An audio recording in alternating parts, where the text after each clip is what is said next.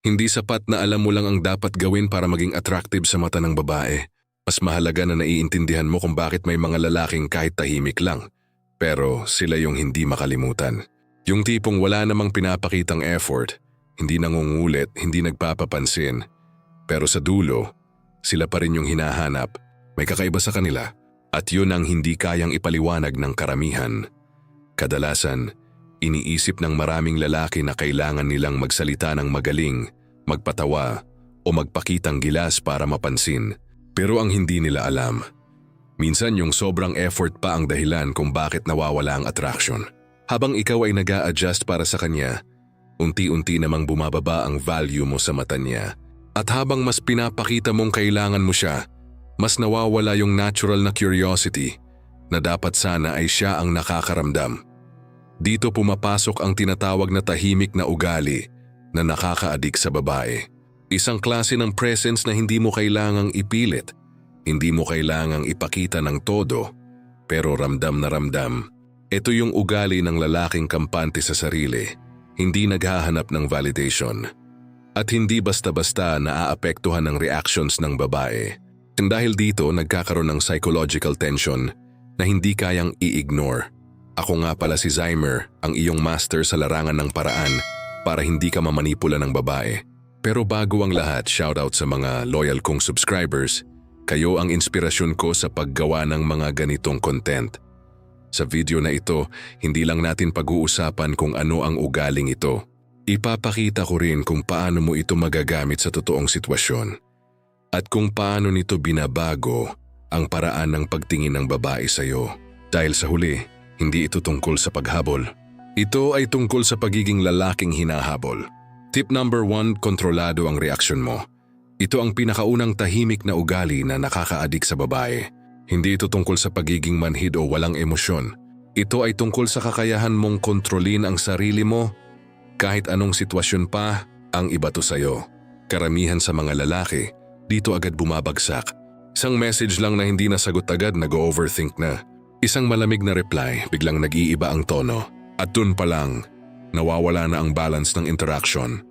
Kapag ang lalaki ay madaling maapektuhan, madaling basahin, at mabilis mag-react, nawawala ang sense ng mystery. Nagiging predictable siya. At kapag predictable ka, nawawala ang challenge. Tandaan mo ito, ang attraction ng babae, hindi lang yan sa itsura o sa effort.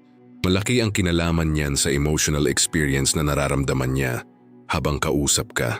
At kapag ang nakukuha niya ay isang lalaking reactive, parang nawawala ang tension na dapat sana ay nagpapaisip sa kanya. Ngayon, kabaliktaran nito ang lalaking kontrolado ang reaksyon. Kapag hindi ka agad nagre-react sa bawat galaw niya, nagkakaroon ng space para siya ang mag-adjust. Halimbawa, nag-reply siya ng malamig. Imbes na habulin mo o tanungin kung may problema, nananatili kang kalmado. Hindi mo pinapatulan ang mood niya. Hindi ka rin nag-overcompensate. Dito nagsisimula ang psychological shift.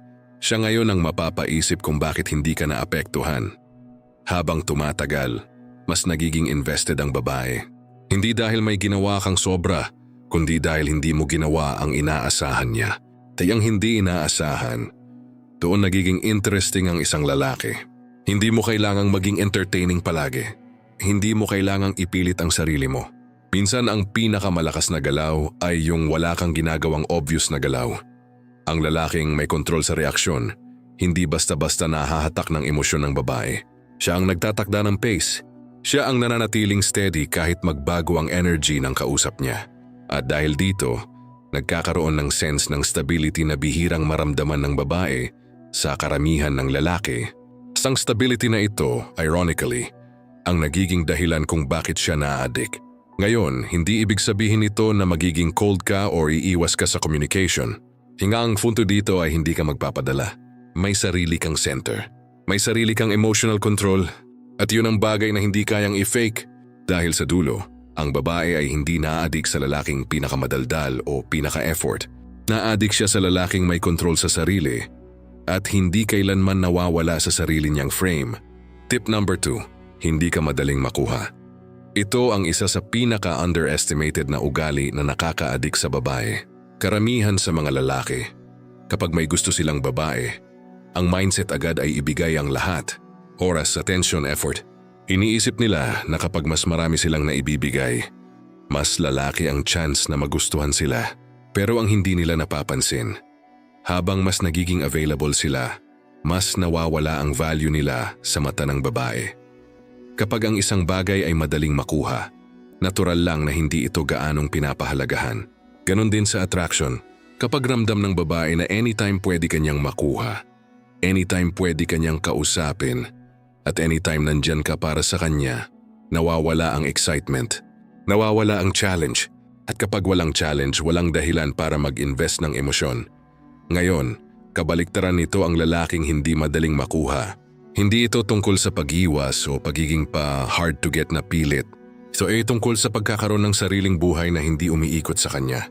May sarili kang priorities, may sarili kang ginagawa, pero hindi mo kailangang isang tabi ang lahat para lang sa isang babae. Kapag ganito ang setup, nagkakaroon ng natural na gap. Yung gap na ito, ang siyang nagiging dahilan kung bakit siya nag-iisip. Bakit hindi ka laging available? Bakit hindi ka agad sumasagot? Bakit hindi mo siya pinipilit? Habang tinatanong niya ang mga bagay na iyon, lalo siyang nagiging invested. Dito pumapasok ang psychological effect ng uncertainty. Kapag hindi sigurado ang babae kung nasaan siya sa buhay mo, mas nagiging alert ang emosyon niya. Mas nagiging aware siya sa bawat galaw mo. Doon nagsisimula ang pagka-addict. Hindi dahil pinilit mo, kundi dahil hinayaan mong siya ang maghanap ng sagot. Ang lalaking hindi madaling makuha ay hindi nangangahulugang wala siyang pakialam. Ang ibig sabihin lang nito ay hindi siya nagmamakaawa para sa atensyon, hindi siya nag-overgive, at higit sa lahat, hindi niya ibinababa ang sarili niyang value para lang mapansin. Sa huli, ang babae ay hindi naa-addict sa lalaking laging nandyan. Naa-addict siya sa lalaking pinipili niya. Pero hindi niya agad makuha. At kapag naramdaman niyang may kailangan siyang i-earn mula sa'yo, doon nagsisimula ang tunay na attraction. Tip number 3, hindi mo siya ginagawang sentro ng mundo mo. Ito ang isa sa pinakamalakas na tahimik na ugali na bihirang maintindihan ng karamihan ng lalaki. Kapag may nagustuhan silang babae, natural na gusto nilang ibigay ang focus nila dito. Unti-unting umiikot ang oras, atensyon at energy nila sa isang tao. Sa simula mukhang harmless ito. Mukhang sweet pa nga sa paningin. Pero sa ilalim nito, may unti-unting pagbabago na hindi nila napapansin. Nawawala ang sarili nilang direksyon. Kapag ang babae ang naging sentro ng mundo mo, nag-iiba ang galaw mo. Mas nagiging reactive ka sa bawat kilos niya. Kapag masaya siya, masaya ka rin. Kapag malamig siya, apektado ka agad. Anya dito nagsisimula ang problema. Dahil habang siya ang nagiging basehan ng emosyon mo, nawawala ang sense na ikaw ang may control sa sarili mong buhay. At kapag naramdaman ito ng babae, kahit hindi niya ma-explain, may nababawas sa attraction. Ang lalaking may sariling mundo ay ibang klase. May sarili siyang goals, may sarili siyang mission, at may mga bagay siyang pinaprioritize na hindi umiikot sa babae. Hindi ibig sabihin nito na hindi siya marunong magmahal.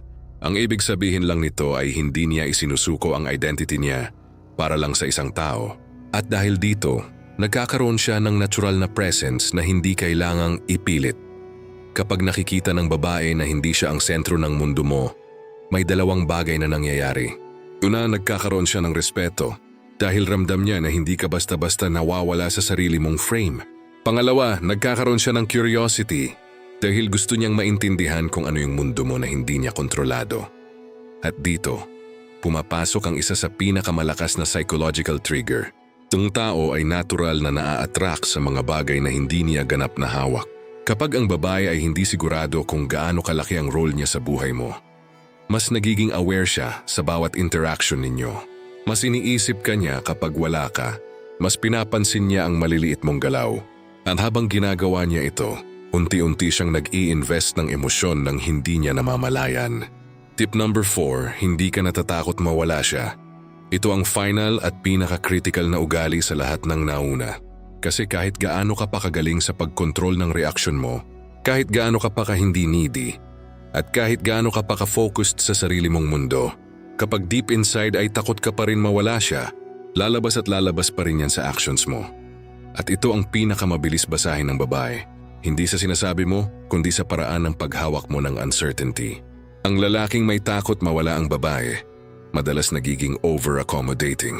Biglang nag-a-adjust ng tone, biglang nag-over-explain, biglang nagre-reassure kahit hindi naman hinihingi. At sa paningin ng babae, nagiging clear yung imbalance.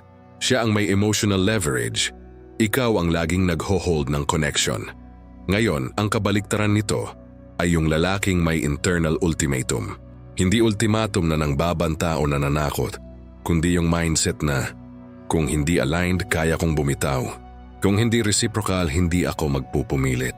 Kung hindi maayos ang trato, hindi ako mananatili sa situation na nagre-reduce ng value ko.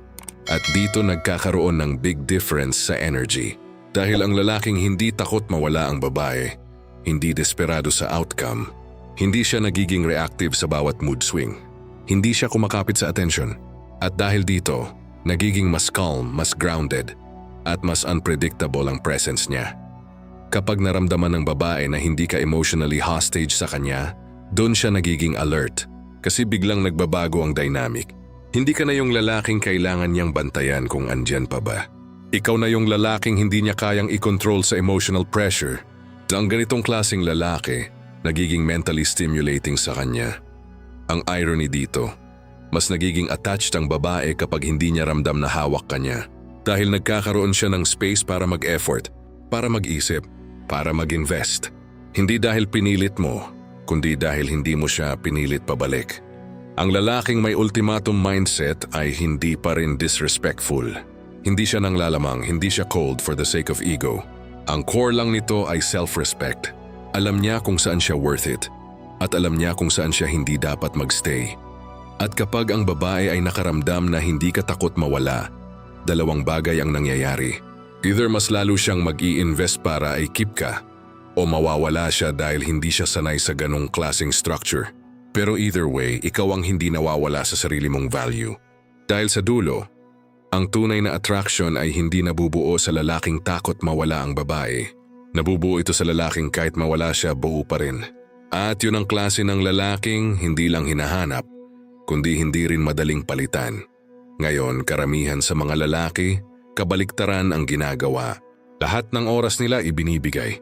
Lahat ng plano nila ina-adjust. Lahat ng desisyon nila nakabase sa babae. And sa proseso, nawawala ang bagay na una sanang nagpa-attract sa kanya. Yung individuality, yung sense na may sarili siyang buhay, na hindi basta-basta naaabot. Ang lalaking hindi ginagawang sentro ang babae, hindi nangangahulugang wala siyang pakialam. Ang totoo, mas grounded pa nga siya, dahil kaya niyang magmahal ng hindi nawawala ang sarili niya. Kaya niyang magbigay ng atensyon ng hindi nagiging dependent. Tunwayos niyang manatiling consistent kahit magbago ang dynamics. Ito ang klase ng lalaking hindi madaling kalimutan. Dahil hindi siya nagiging predictable, hindi siya nawawala sa sarili niyang landas. At higit sa lahat, hindi siya humihingi ng approval para maramdaman ang value niya. Sa huli, ang babae ay hindi naaadik sa lalaking umiikot ang mundo sa kanya. Naaadik siya sa lalaking may sariling mundo na gusto niyang mapasok. Ngayon, kung gusto mong mas maintindihan pa ang ganitong klase ng mindset at kung paano mo ito ia-apply sa totoong sitwasyon, siguraduhin mong nakasubscribe ka sa channel na ito. Dahil dito, hindi lang tayo nagbibigay ng simpleng advice. Binibigyan ka namin ng malalim na psychological insight na magagamit mo sa tunay na buhay. I-like mo ang video na ito kung may natutunan ka. I-comment mo rin kung alin sa mga tips ang pinakatumama sa'yo. At i-share mo ito sa iba na kailangan ding maintindihan ang ganitong klaseng dynamics. Dahil sa dulo, ang goal mo hindi lang para magustuhan ka ng babae.